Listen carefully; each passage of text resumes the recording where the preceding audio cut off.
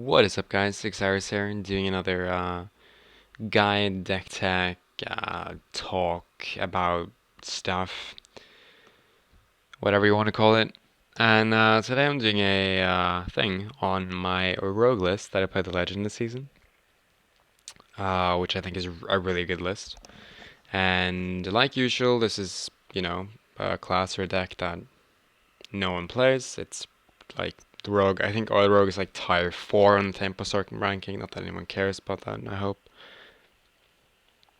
But it's still a really fucking good deck, of course. But the people that make stuff like power rankings or whatever don't really know what they're talking about a lot of times. Um, and so I'm here to once again prove that the rankings doesn't matter. And yeah, this is the rogue list that I played this season. Like I said, it's Legend. I played from rank 9 to Legend in a bit over a day, or a bit under a day, I'm not too sure. My final score was 64 in 22 or 23, and my win rate throughout was 80 or 90% win rate from like most of the run. I had some few bad games at the end where I like misplayed because I was getting tired.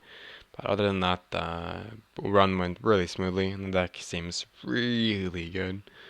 So yeah, I had some troubles this season getting Legend. I was pretty much stuck at rank 9 for a while, which I've never been before. But I play like every single deck, didn't get anything to work. I was like, yeah, let's try Rogue because I really like Rogue. And then didn't work. Switched around on some cards, put in a Neo Chance, and I just fucking like streaked all the way. Like one time from rank 9 to Legend. And yeah, you know. And first off, I want to say one thing though. A lot of people ask me to play Paladin all the time, and they ask me about, everything from like what cards to play to who I think is the best Paladin player or whatever. And I just want to say that I don't exclusively play Paladin. I've never only played Paladin. I only played Paladin because I was very underrated in the meta, and I thought it was fun to play. Like I'm not gonna be one of those players that only play one class. I play every single class of Legend. I've been rank 1 with like, almost every deck in the game. So yeah, I just want to get that out of the way. And Rogue is one of the decks that I played. I think I played more Rogue than Paladin, like way more. If anyone watched me back in the day, I used to play Rogue to high ranks every single season for like, I don't know, 10 seasons or something. And I've rank 1 with it several times. So yeah. And, you know, figured I would try and play it again. Made a good list. That works really well. And I think this list is like the best you can play in this meta. Like I don't think there's a better deck currently. I think, Secret Paladin and Patron and stuff, they're all good decks, but I think this old rogue list is actually really, really strong. Because generally when I play a deck, I have to like I can play Patron all day and I won't have a good win rate.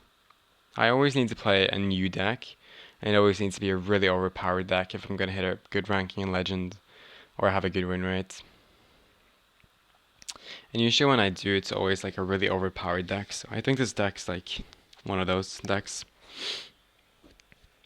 And I'm surprised no one has tried this before. Like the only thing that I did was swap some cards around and put in the Neotrons.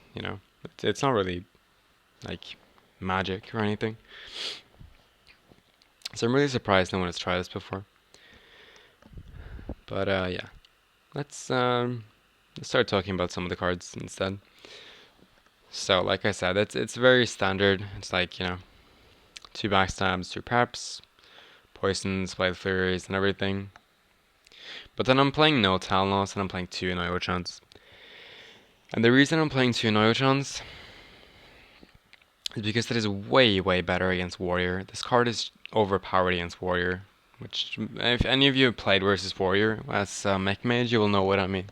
Like when you drop an Oiltron, they have to hit it with your axe like twice, and then they're not killing any. They're not killing any of your minions, and you just like free roll damage. And it's good versus Druid. It's good versus Hunter. It's good versus Secret Paladin. It's just good for stopping damage overall. The card is really, really good in Rogue. And I think if I didn't play this card, I would have way, way worse of a win rate because so many of my games are won due to playing this.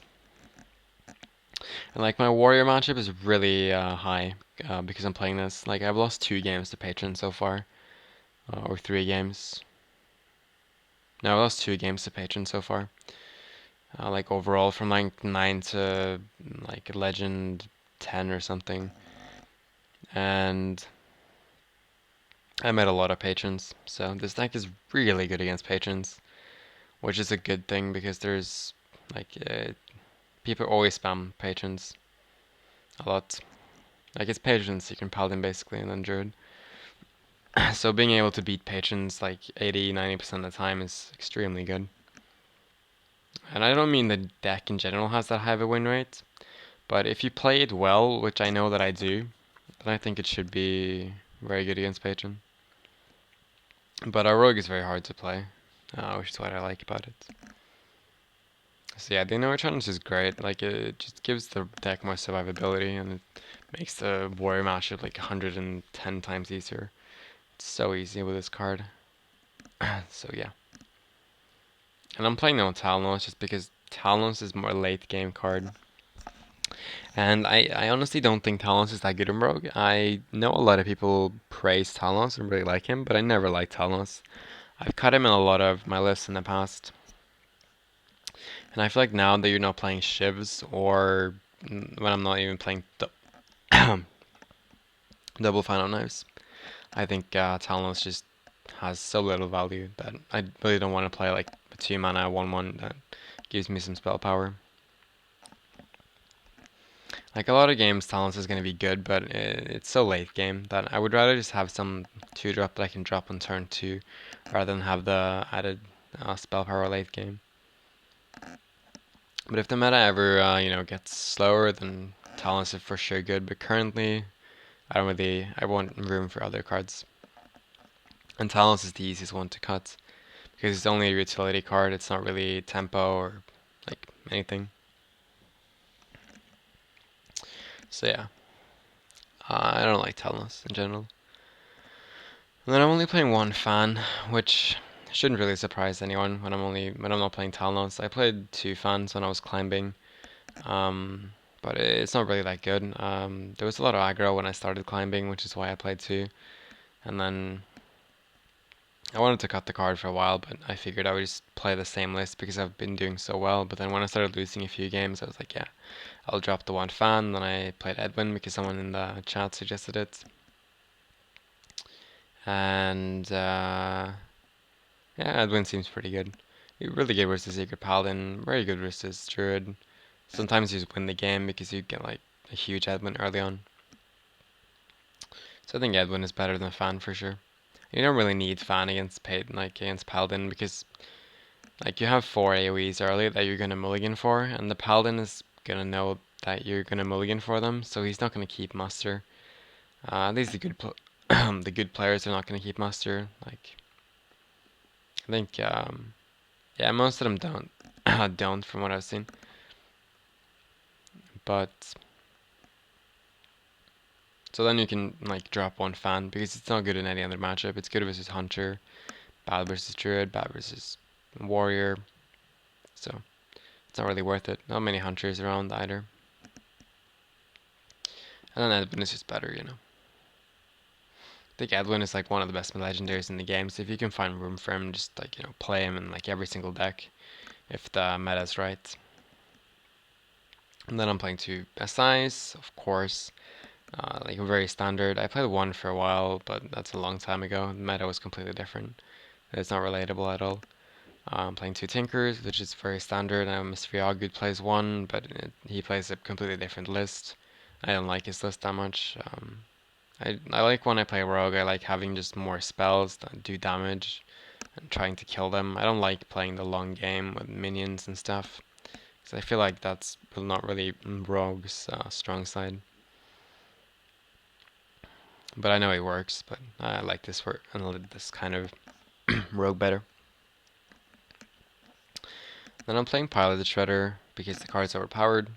It's like 5 mana for 4 mana. And yeah, there's really not much to say. The card's just broken.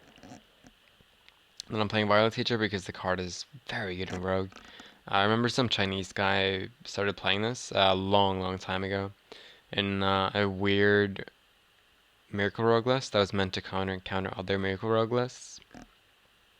When I started playing this card for the first time, I noticed it was so strong in Miracle Rogue. Like it just it's like mid game engine for 4 mana. If they don't kill it, it just goes berserk and gives you so much value.